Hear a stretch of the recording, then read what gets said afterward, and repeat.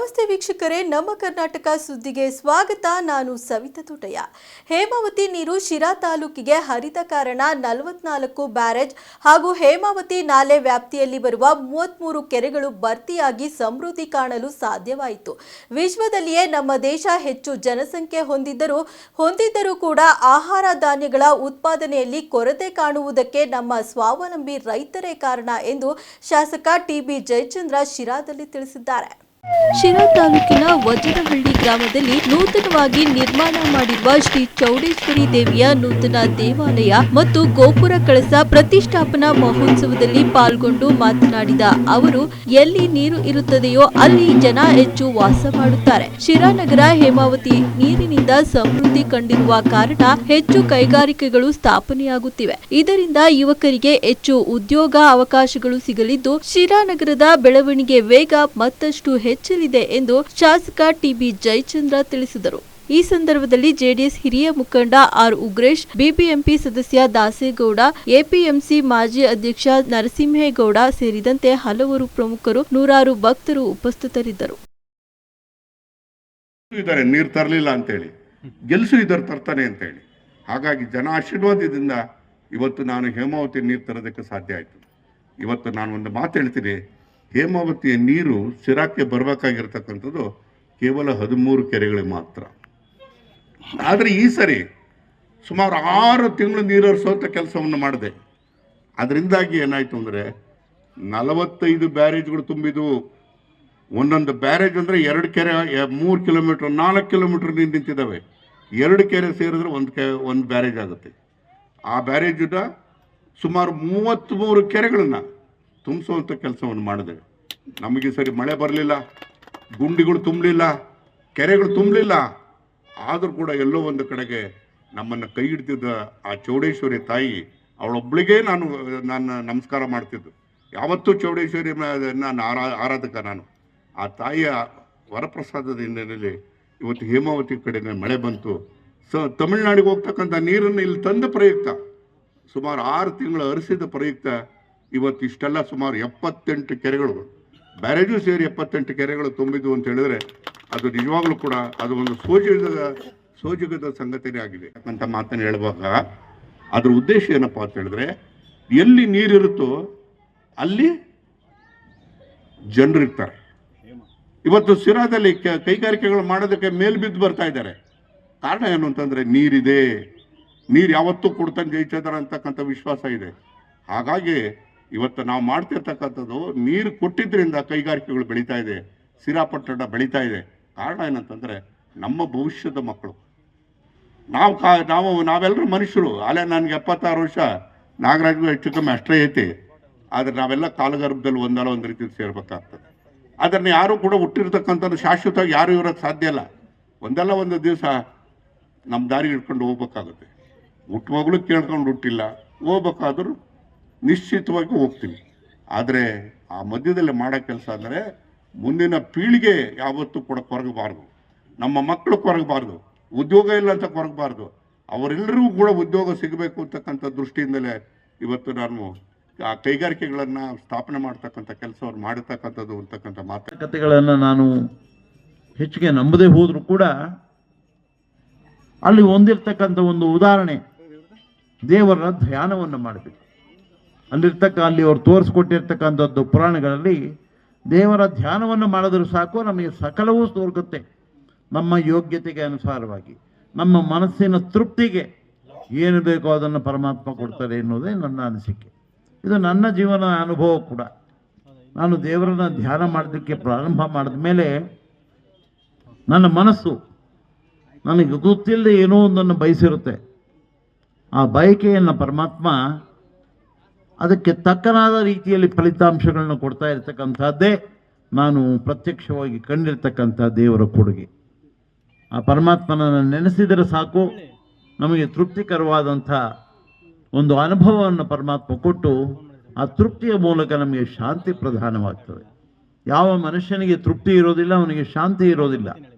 CM Siddaramaiah ವಿರುದ್ಧ ಮೂಡಾ ಪ್ರಕರಣವನ್ನು ಸಿಬಿಐಗೆ ವಹಿಸಬೇಕೆಂದು ಸಲ್ಲಿಸಿದ್ದ ಅರ್ಜಿ ಹೈಕೋರ್ಟ್ನಲ್ಲಿ ಇಂದು ವಜಾ ಆಗಿದ್ದು, ಈ ಬಗ್ಗೆ ಮುಂದಿನ ವಾರ ಸುಪ್ರೀಂ ಕೋರ್ಟ್ನಲ್ಲಿ ಅರ್ಜಿ ಸಲ್ಲಿಸುತ್ತೇನೆ. ನನಗೆ ಈ ತೀರ್ಪು ಸ್ವಲ್ಪ ಹಿನ್ನಡೆಯಾಗಿದೆ, ಆದರೂ ಹೋರಾಟ ಮುಂದುವರಿಸುತ್ತೇನೆ ಎಂದು ದೂರುದಾರ ಸ್ನೇಹಮಯಿ ಕೃಷ್ಣ ಹೈಕೋರ್ಟ್ ತೀರ್ಪಿನ ನಂತರ ಮಾಧ್ಯಮಗಳಿಗೆ ಹೇಳಿಕೆ ನೀಡಿದ್ದಾರೆ. ನಮ್ಮ ಅರ್ಜಿ ವಜಾ ಆಗಿದೆ ಎಂದು ತಿಳಿದು ಬಂದಿದೆ. ನಮ್ಮ ಹೋರಾಟಕ್ಕೆ ಹಿನ್ನಡೆಯಾಗಿದೆ. ಇದರಿಂದ ವಿಚಲಿತನಾಗುವ ಹಾಗೂ ಹೋರಾಟದಿಂದ ಹಿಂದೆ ಸರಿಯುವ ಪ್ರಶ್ನೆಯೇ ಇಲ್ಲ. ನಮ್ಮ ಹೋರಾಟ ಮುಂದುವರಿಸುತ್ತೇವೆ. ಮುಂದಿನ ವಾರ ಸುಪ್ರೀಂ ಕೋರ್ಟ್ನಲ್ಲಿ ಪ್ರಶ್ನೆ ಮಾಡಲಾಗುತ್ತದೆ ಹಾಗೂ ಈ ಪ್ರಕರಣವನ್ನ ಸಿಬಿಐಗೆ ಕೊಡಿಸುವ ಪ್ರಯತ್ನದ ಹೋರಾಟ ಮುಂದುವರಿಸಿಕೊಂಡು ಹೋಗುತ್ತೇವೆ. ಕೋರ್ಟ್ ಇಂದಿನ ತೀರ್ಪಿನಲ್ಲಿ ಯಾವ ಅಂಶಗಳನ್ನು ಪರಿಗಣಿಸಿ ನಮ್ಮ ಅರ್ಜಿ ತಿರಸ್ಕಾರ ಮಾಡಿದೆ ಹಾಗೂ ಆ ಅಂಶಗಳಿಗೆ ಯಾವ ರೀತಿ ಪೂರಕ ದಾಖಲೆಯನ್ನ ನೀಡಬೇಕು ಎಂದು ನಮ್ಮ ವಕೀಲರ ಜೊತೆ ಚರ್ಚಿಸಿ ನಂತರ ಈ ತೀರ್ಪಿನ ವಿರುದ್ಧ ಸುಪ್ರೀಂ ಅಂಗಳಕ್ಕೆ ಹೋಗುತ್ತೇವೆ ಎಂದರು. ದೆಹಲಿ ಮತ್ತು ನೋಯ್ಡಾದ ಹಲವು ಶಾಲೆಗಳಿಗೆ ಬಾಂಬ್ ಬೆದರಿಕೆ ಕರೆಗಳು ಬಂದಿದೆ. ಸೇಂಟ್ ಸ್ಟೀಫನ್ ಮತ್ತು ಮಯೂರ್ ವಿಹಾರ್ ಸೇರಿದಂತೆ ಪ್ರಮುಖ ಶಾಲೆಗಳಿಗೆ ಬಾಂಬ್ ಬೆದರಿಕೆ ಕರೆ ಬಂದ ಹಿನ್ನೆಲೆಯಲ್ಲಿ ತಪಾಸಣೆ ಸಾಗಿದೆ. ಬಾಂಬ್ ನಿಷ್ಕ್ರಿಯ ದಳ ಮತ್ತು ಡಾಗ್ ಸ್ಕ್ವಾಡ್ ಪೊಲೀಸರು ಬೆದರಿಕೆ ಕರೆ ಬಂದ ಸ್ಥಳದಲ್ಲಿ ತನಿಖೆ ನಡೆಸುತ್ತಿದ್ದಾರೆ ಎಂದು ಪೊಲೀಸರು ತಿಳಿಸಿದ್ದಾರೆ. ದೆಹಲಿಯ ಮಯೂರ್ ವಿಹಾರ್ನಲ್ಲಿರುವ Ahlcon international school ಮತ್ತು ಸೇಂಟ್ ಸ್ಟೀಫನ್ ಕಾಲೇಜ್ಗೆ ಬೆಳಗ್ಗೆ 6:40 ಹಾಗೂ 7:42ಕ್ಕೆ ಕ್ರಮವಾಗಿ ಬೆದರಿಕೆ ಸಂದೇಶವನ್ನು ಇಮೇಲ್ ಮೂಲಕ ಕಳಿಸಲಾಗಿದೆ.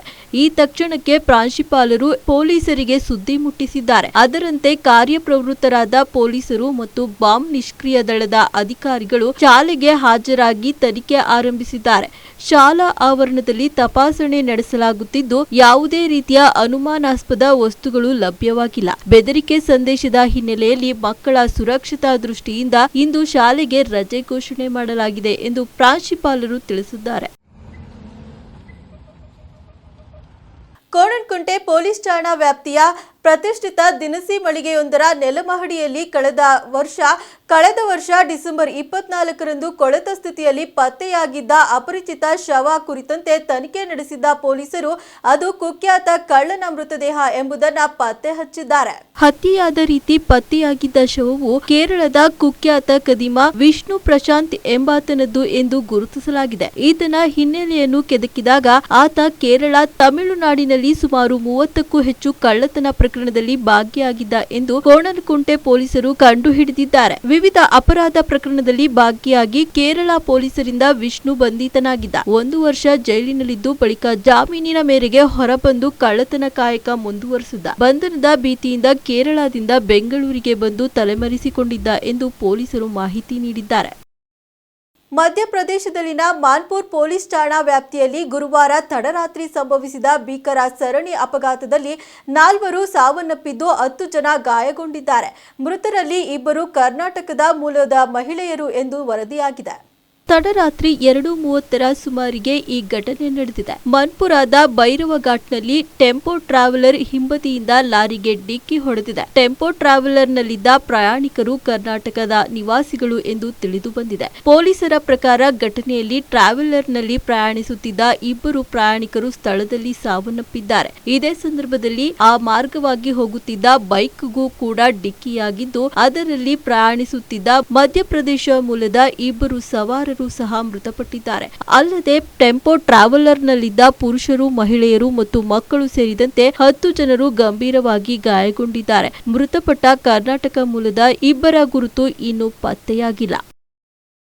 ದೇವಾಲಯದ ಕಳಸಾರೋಹಣ ಸಂದರ್ಭದಲ್ಲಿ ಕ್ರೇನ್ ಬಕೆಟ್ ಕಟ್ ಆಗಿ ಬಿದ್ದು ಓರ್ವ ಸ್ಥಳದಲ್ಲೇ ಸಾವನ್ನಪ್ಪಿರುವ ಘಟನೆ ಜಿಲ್ಲೆಯ ಹಾನಗಲ್ ತಾಲೂಕಿನ ಶೇಷಗಿರಿ ಗ್ರಾಮದಲ್ಲಿ ಶುಕ್ರವಾರ ಸಂಭವಿಸಿದೆ. ಕ್ರೇನ್ ಬಕೆಟ್ ಮೇಲಿನಿಂದ ಬಿದ್ದು ಸ್ಥಳದಲ್ಲೇ ಸಾವನ್ನಪ್ಪಿದ ವ್ಯಕ್ತಿಯನ್ನ 42 ವರ್ಷದ ಮಂಜು ಪಾಟೀಲ್ ಎಂದು ಗುರುತಿಸಲಾಗಿದೆ. ಘಟನೆಯಲ್ಲಿ ಮಂಜು ಬಡಗೇರ್ ಎಂಬುವರು ಗಂಭೀರ ಗಾಯಗೊಂಡಿದ್ದು ಹಾನಗಲ್ ಆಸ್ಪತ್ರೆಗೆ ದಾಖಲು ಮಾಡಲಾಗಿದೆ. ಶೇಷಗಿರಿ ಗ್ರಾಮದಲ್ಲಿ ನಡೆಯುತ್ತಿದ್ದ ಗಂಗಾ ಪರಮೇಶ್ವರಿ ದೇವಸ್ಥಾನದ ಕಳಸಾರೋಹಣ ಕಾರ್ಯಕ್ರಮದಲ್ಲಿ ಈ ಘಟನೆ ಜರುಗಿದೆ. ಕಳಸ ಹಿಡಿದು ಕ್ರೇನ್ ಮೂಲಕ ದೇವಸ್ಥಾನದ ಗೋಪುರದ ಹತ್ತಿರ ಹೋಗುತ್ತಿದ್ದಂತೆ ಬಕೆಟ್ ಕಳಚಿ ಬಿದ್ದು ಘಟನೆ ನಡೆದಿದೆ. ಘಟನೆಯ ವಿಡಿಯೋವನ್ನ ಸ್ಥಳದಲ್ಲಿ ನೆರೆದಿದ್ದ ಜನರು ತಮ್ಮ ಮೊಬೈಲ್ಗಳಲ್ಲಿ ಸೆರೆ ಹಿಡಿದಿದ್ದಾರೆ. ಎಷ್ಟಿತ್ತು ಈ ಹೊತ್ತಿನ ಸುದ್ದಿ ಮತ್ತು ಮನೋರಂಜನೆಗಾಗಿ ನೋಡ್ತಾ ಇರಿ ನಮ್ಮ ಕರ್ನಾಟಕ ಟಿವಿ. ಇದು ಕನ್ನಡಿಗರ ಭರವಸೆ.